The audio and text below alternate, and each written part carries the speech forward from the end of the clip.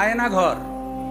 আহা, নাম শুনলে মনে হয় এমন একটা ঘর যেখানে চতুর্দিকে শুধু আয়না, অথচ মাটির নিচে বানানো জীবিত মানুষের কবর। কল্পনা করা যায়?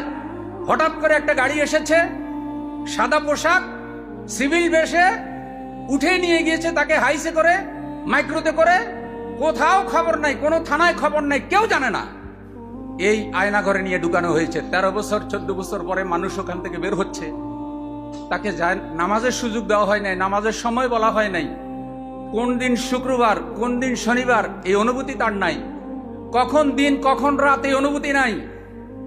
এই মানুষগুলো এই যে জুলুমের শিকার হলো, এই সরকারের প্রধানকে ফাঁসিতে ঝুলানোর জন্য শুধু কেবল আয়না ঘর যথেষ্ট।